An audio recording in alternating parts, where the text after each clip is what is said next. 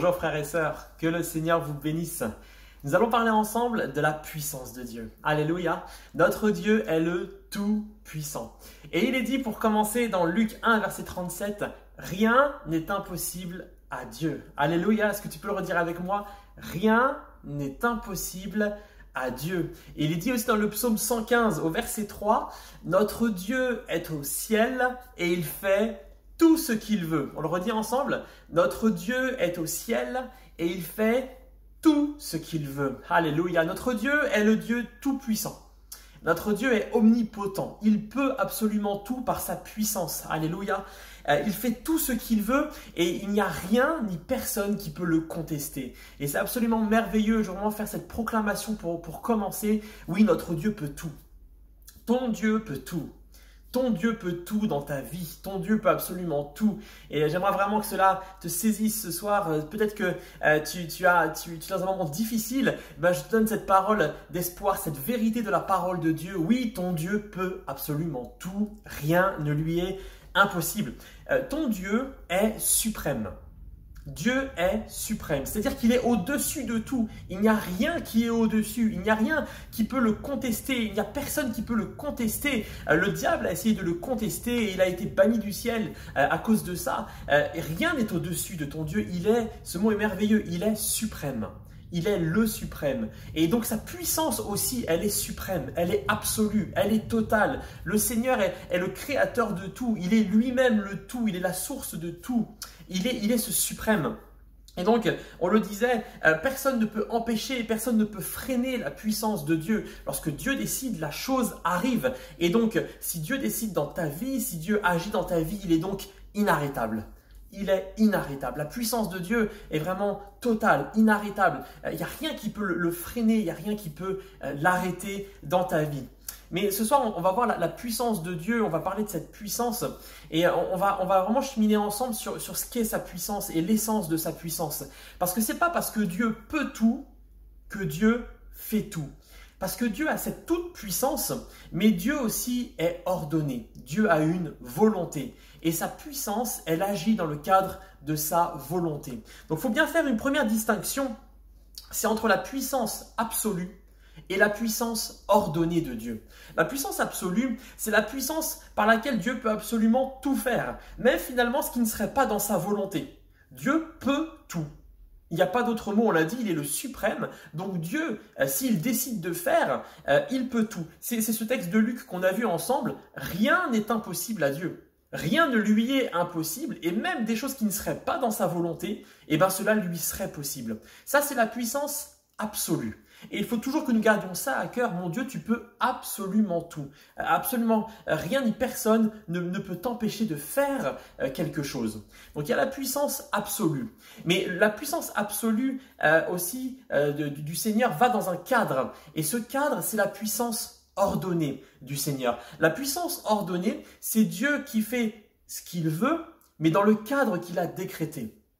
Dieu fait ce qu'il veut, mais selon sa volonté. En fait, Dieu peut absolument tout juste par son vouloir. Si Dieu veut quelque chose, la chose arrive, mais dans le cadre de son vouloir. Et on va le voir ensemble, Dieu a une volonté, Dieu a un cadre, Dieu est logique et il garde sa logique. Dieu a un plan et il garde son plan. Alléluia. Le Seigneur peut tout, mais dans le cadre de sa volonté. Et c'est très important que nous puissions le saisir même pour nos vies, pour parfois les questions que nous pouvons avoir sur pourquoi Dieu n'agit pas. Simplement parce que peut-être que ce n'est pas dans la volonté de Dieu. Et la main de Dieu, le bras de Dieu se met en action, mais seulement lorsque c'est dans le cadre de sa volonté. Tout ce qui est en dehors du cadre de sa volonté, cela ne rentre pas dans la puissance de Dieu. Cela n'est pas dans le cadre de la puissance de Dieu. Donc quand nous demandons quelque chose, nous devons le demander dans sa volonté et on le verra encore un petit peu plus tard. Donc la puissance ordonnée de Dieu, c'est ce deuxième texte qu'on a vu du psaume 115 qui dit « Notre Dieu est au ciel et il fait tout ce qu'il veut ». Et c'est important de le préciser, il fait tout, amen. Mais oui, il fait tout ce qu'il veut. Et il y a ce vœu, ce vouloir, cette volonté qui est importante parce que Dieu est au ciel, Dieu peut absolument tout faire dans sa puissance absolue, mais il est ordonné. Et c'est une puissance ordonnée qui se met à l'œuvre dans nos vies, qui se met en action. Donc voilà, la puissance ordonnée, c'est vraiment cette perfection de Dieu, par laquelle il peut réaliser juste par sa volonté ce qu'il souhaite faire, juste par cette volonté. Je vous donne un simple exemple, on le voit dans la Genèse, lorsque Dieu a dit que la lumière soit, la lumière fut. Il n'y a pas de démonstration de puissance, il n'y a pas de réflexion de Dieu, il n'y a pas de recherche de combat ou quoi. Dieu dit, Dieu veut et la chose arrive. Et c'est merveilleux parce que dans nos vies, c'est la même chose. Lorsque Dieu dit dans ta vie, lorsque Dieu veut dans ta vie, la chose arrive. Parce que rien ni personne, encore une fois, ne peut arrêter la toute-puissance de Dieu. Mais donc cette toute-puissance de Dieu, elle se limite dans le cadre de son décret éternel. Dieu est le même et on le verra après aussi, il ne change pas. Dieu est le même depuis le commencement et tout ce qu'il a prévu est dans le cadre de son décret éternel. Et les choses arrivent selon la volonté qu'il a, le Seigneur. Et cette volonté est la même. Donc sa puissance ordonnée, la puissance absolue de Dieu se libère dans la puissance ordonnée, dans le cadre ordonné qui est de toute éternité, dans le cœur de Dieu, dans son décret éternel. Et Dieu pourrait agir autrement. Dieu pourrait dépasser ce cadre, Dieu pourrait faire même ce qui n'est pas dans son intention, mais il ne le fait pas. Dieu peut décider, peut accomplir autre chose que sa volonté s'il le souhaite, mais il ne le fait pas parce qu'il est parfait. Parce que le Seigneur, lorsqu'il prend une décision, c'est sa volonté et sa volonté, elle est parfaite. Il agit en toute chose en conformité avec qui il est. Le bras de l'Éternel ne se met pas en action au contraire ou comment dire ça par rapport à sa volonté. S'il décide autre chose, le bras ne fera pas autre chose. Il n'y a pas de rivalité entre sa volonté et son bras. S'il agit, c'est forcément dans sa logique. C'est ainsi qu'il exerce sa puissance ordonnée. Et j'aimerais vous donner deux exemples qui peuvent nous amener à réfléchir combien notre Seigneur est logique et merci Seigneur, heureusement qu'il est logique notre Seigneur. Dans Matthieu 3, verset 9, Jésus parle et il dit « Ne prétendez pas dire en vous-même, nous avons Abraham pour père, car je vous déclare que de ces pierres-ci, Dieu peut susciter des enfants à Abraham. » Je vous déclare que de ces pierres-ci, Dieu peut susciter des enfants à Abraham. Frères et sœurs, la puissance absolue de Dieu fait que même de simples pierres, Dieu peut susciter des enfants à Abraham. Mais la puissance ordonnée de Dieu, celle qui fait que dans la création, Dieu a créé l'homme comme un homme, il a créé l'arbre comme un arbre, il a créé une pierre comme une pierre. Et donc il n'a pas voulu que les pierres soient des fils d'Abraham, soient des fils de l'homme.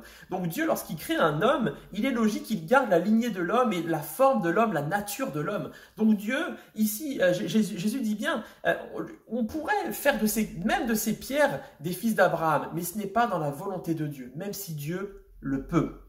Un deuxième exemple, c'est dans Matthieu 26, verset 53. Lorsque Jésus va être arrêté, il dit « Penses-tu que je ne puisse pas invoquer mon Père qui me donnerait à l'instant plus de 12 légions d'anges ?» Frère, ma sœur, Jésus en cet instant aurait pu être secouru. Il suffit que Jésus demande à son Père, et là il est dit, les 12 légions d'anges vont arriver. Mais ce n'était pas dans la volonté de Dieu. Le plan parfait de Dieu était que Jésus justement soit arrêté, qu'il passe par la croix pour nous sauver. Et donc il y avait la puissance de Dieu qui pouvait agir, ces légions d'anges auraient pu être envoyées, mais Dieu avait décidé que cela n'arriverait pas et il a tenu sa volonté. Il a agi selon sa volonté, bien que sa main le pouvait. Donc, le Seigneur est ordonné et il ne peut pas aller à l'encontre de sa volonté. Je le disais tout à l'heure, son bras ne peut pas aller à l'encontre de sa volonté. Et dans ta vie, il en est de même. Si tu cherches la volonté de Dieu, si tu as besoin de réponses du Seigneur dans ta vie, il faut que ce soit la volonté de Dieu qui soit dans ton cœur, que tu demandes selon son cœur, selon sa volonté. Parce que Dieu ne se contredit pas. Dieu ne se contredit pas. Il ne s'est jamais contredit et le Seigneur sera le même. Il était le même, il est le même, il sera le même encore demain et son plan est le même, il ne changera pas. Ce qu'il dit, c'est parfait. Ce qu'il dit, c'est parfait, donc il ne va pas le contredire. Il ne va pas mettre une action. Il ne peut pas y avoir deux volontés parfaites. Il y a la volonté parfaite. Il est le chemin, la vérité, la vie. Il n'y en a qu'un.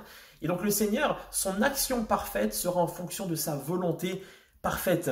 Et il nous est dit, dans Romains 12, verset 2, cela nous le confirme, que la volonté de Dieu, c'est ce qui est bon, agréable et parfait. La volonté de Dieu est bonne, agréable et parfaite. Et donc, forcément, cette volonté étant parfaite, ce que Dieu va manifester, ce que Dieu va créer, la puissance de Dieu qui va se manifester dans le ciel comme sur la terre, pour son plan comme pour ta vie, et ben, ça va être ce qui est parfait, selon sa volonté. Selon sa volonté. Donc on le voit, la puissance absolue et la puissance ordonnée de Dieu ne sont pas distinctes, mais elles constituent une seule et même puissance. Sa volonté, elle fait partie de sa puissance.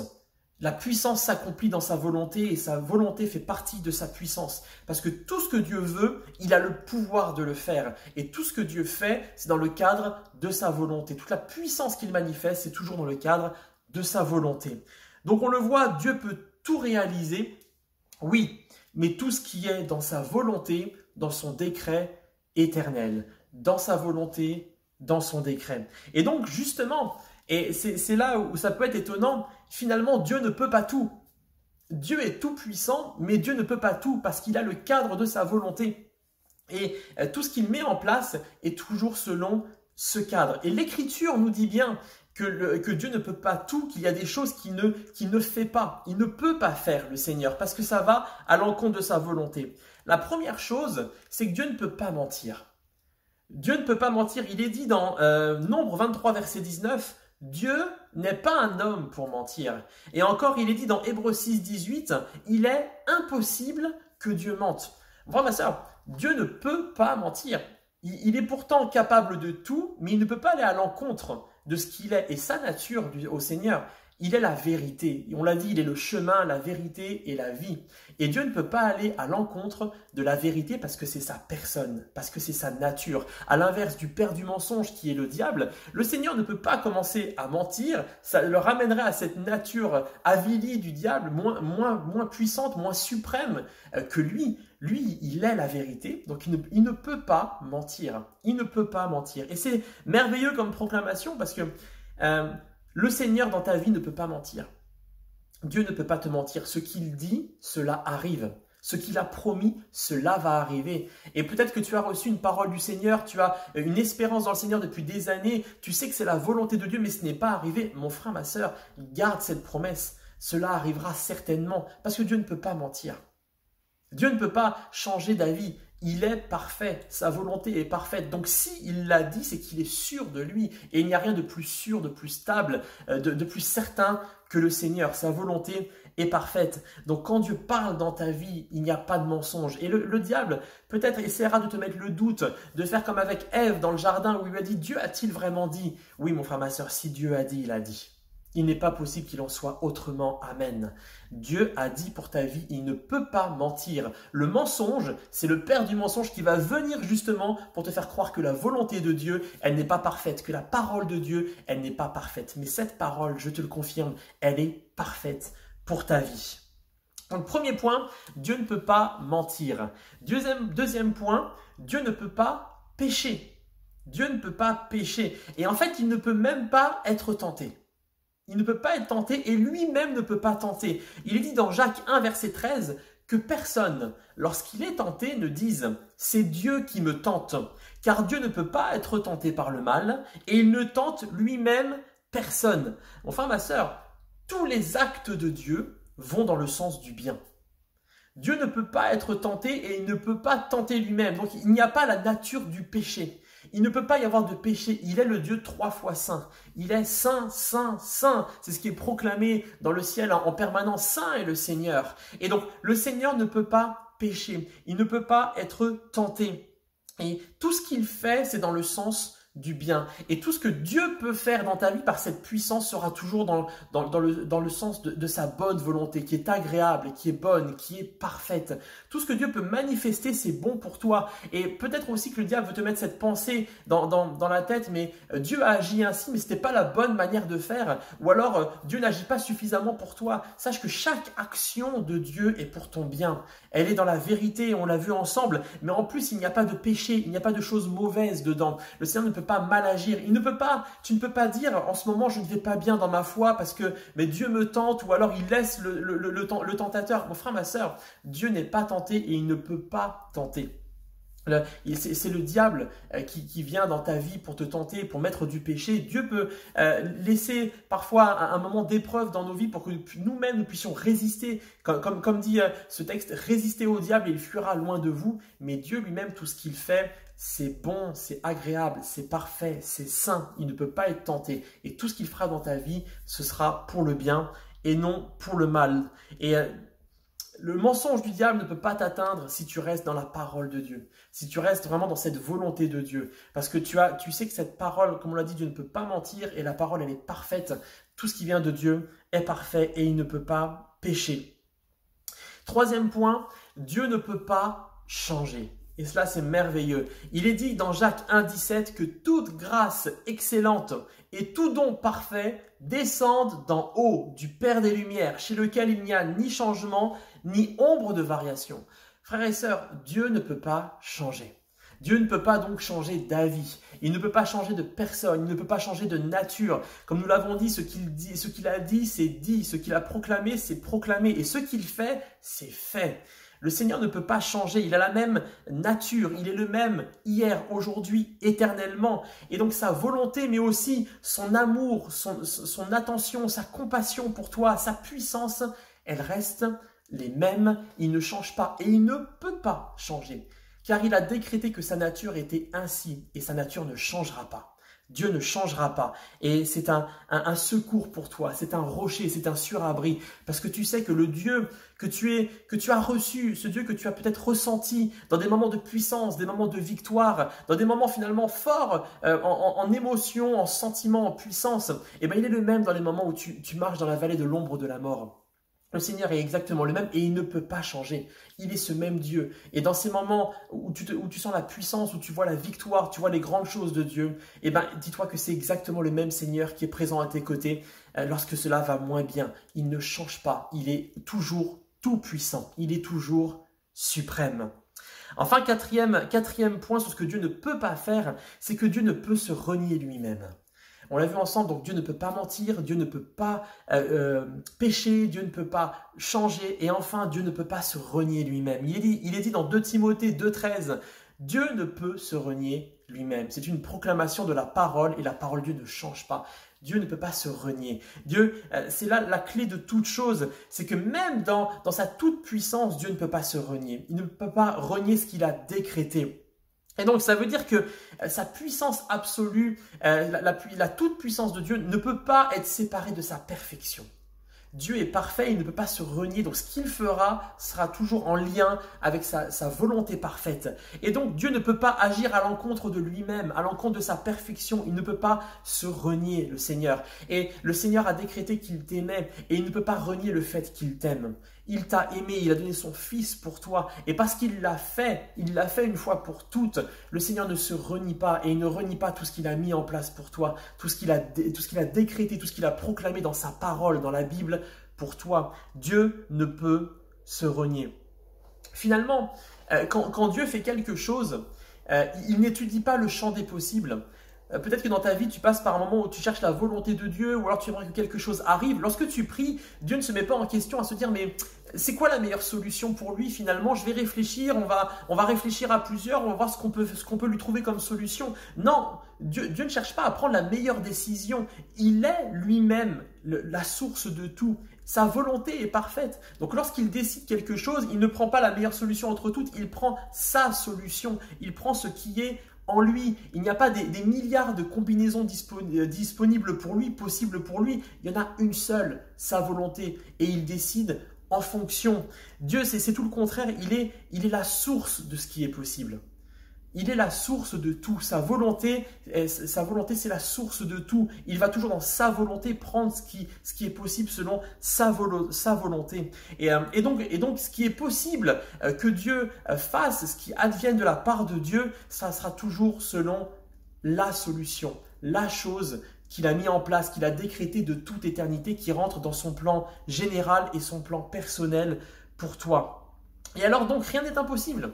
Rien n'est impossible parce qu'il agira toujours selon cette puissance ordonnée. Et cette puissance absolue de Dieu se manifestera dans l'ordre, dans le décret, dans la chose qu'il a prévue de toute éternité pour toi. Et il accomplit avec puissance toujours selon le conseil de sa volonté. C'est dans Éphésiens 1, verset 11. Il agira selon le conseil de sa volonté. Cette toute puissance se manifestera toujours dans ce cadre de ce qu'il peut faire. Et le Seigneur a donc cette puissance ordonnée. Il ne fera jamais en dehors de ce cadre. Et il agira pour toi selon sa volonté parfaite. Et c'est vraiment une bonne nouvelle, parce qu'on l'a dit ensemble, il ne peut mentir, il ne peut être tenté ni tenté, il ne peut changer, il ne peut se renier. Finalement, Dieu ne peut cesser d'être lui-même. Même sa puissance ne peut pas faire, il ne peut pas se tromper le Seigneur et mal agir, et qui ferait qu'il perdrait de cette puissance. Il ne peut pas changer le Seigneur, il est le Tout-Puissant. Et donc, il est fiable, il est sûr. Il est certain pour l'éternité et c'est un grand réconfort et une grande joie pour nous parce que notre monde justement change énormément. Notre monde est rempli de mensonges, de personnes qui renient leurs paroles, qui renient ce qu'ils sont. Notre monde est rempli de tentations, notre monde est rempli finalement de toutes ces choses que Dieu ne peut pas faire. Et lui ne peut pas se renier, il reste le même. Et sa puissance sera toujours la même. Il est sûr, il est fiable. Et je t'invite à te confier en lui, à te confier dans sa puissance, à chercher sa volonté, à chercher vraiment cette volonté ordonnée, cette puissance ordonnée du Seigneur, afin que tu sois rassuré et que tu ne sois pas dans les choses de ce monde à être ballotté aux quatre vents, mais vraiment accroché au rocher qu'est le Seigneur, à cette toute puissance. Alléluia. Et donc nous concernant, ce sera mon dernier point, nous concernant, nous qui sommes à Jésus-Christ, nous devons avoir la nature de Dieu en nous. Et nous aussi, notre puissance absolue, tout ce que nous pouvons faire doit être dans le cadre de la puissance ordonnée de Dieu. Nous devons faire ce qui est selon la volonté de Dieu. Et c'est ce qui est dit dans 1 Corinthiens 10, verset 23, « Tout est permis, mais tout n'est pas utile. Tout est permis, mais tout n'édifie pas. » Et aussi dans 1 Corinthiens 6, verset 12, « Tout m'est permis, mais tout n'est pas utile. Tout m'est permis, mais je ne me laisserai asservir par quoi que ce soit. » Frères et sœurs, tout est permis, tout est possible. Tu peux potentiellement tout faire. Dieu ne t'arrête pas, il nous laisse notre libre arbitre. Mais tout n'est pas utile, tout n'est pas selon une bonne volonté, tout n'est pas selon le plan de Dieu. Et cela peut même amener, comme disent ces textes, donc 10, 23 et 6, verset 12 dans 1 Corinthiens, il y a des choses qui n'édifient pas, et il y a des choses qui asservissent. Et Dieu ne peut pas faire quelque chose qui n'édifie pas, ce n'est pas dans sa nature. Dieu ne peut pas faire quelque chose qui asservit, ce n'est pas dans sa nature. Donc ça ne rentre pas dans sa puissance ordonnée. Dieu s'applique à lui-même ce qu'il te demande à toi. Dieu montre l'exemple et il te montre que tu as besoin d'un cadre pour agir dans cette puissance. La puissance que tu as de ta vie, l'autorité de ta vie doit être confiée à Jésus pour que tu agisses dans le cadre de ce que Dieu veut pour toi. Et alors ce texte de « ce n'est plus moi qui vis, c'est Christ qui vit en moi » prend vraiment du sens. C'est le Seigneur qui peut agir parce qu'il n'agira toujours que dans le cadre de sa volonté. Et le Seigneur est libre d'agir totalement en toi et de libérer sa puissance. Tout ce qui est possible, tout ce qui doit être possible dans ta vie doit être en fonction de la volonté de Dieu. Je te dis que les interdits de Dieu sont bons pour toi. Si Dieu a jugé bon qu'il y ait des interdits qui ne puissent pas mentir, qui ne puissent pas pécher, c'est que c'est bon pour toi aussi. C'est bon, agréable et parfait pour toi. Et alors ce que nous pouvons doit être au service de ce que nous voulons et donc de ce que Dieu veut. Comme on l'a dit, c'est lui qui vit en nous. Alors il faut que ce soit sa volonté qui s'accomplissent. Et donc Dieu désire que tu veuilles ce que lui, il peut. Dieu désire que toi, tu veuilles ce qui est dans sa volonté et donc ce qu'il va pouvoir faire. Et c'est alors qu'on peut demander selon sa volonté et qu'on peut voir les choses s'accomplir. Dans 1 Jean 5, verset 14-15, il nous est dit « Voici l'assurance que nous avons auprès de lui. Si nous demandons quelque chose selon sa volonté, il nous écoute. » Et si nous savons qu'il nous écoute, quoi que ce soit que nous demandions, nous savons que nous possédons ce que nous lui avons demandé. Nous avons l'assurance que si nous demandons quelque chose dans sa volonté, il nous écoute. Dès que tu parles selon le langage de Dieu, dès que tu parles selon la volonté de Dieu, il t'écoute. Et il est dit, si nous savons qu'il nous écoute, quoi que ce soit que nous demandions, alors nous possédons déjà la chose. Pourquoi? Parce que c'est dans sa volonté, ça déclenche son écoute, alors ça déclenche son action. Et il faut vraiment que nous ayons ce réflexe dans nos vies. Je demande d'abord selon ta volonté. Je sais que tu m'as écouté. Et alors ton bras va agir.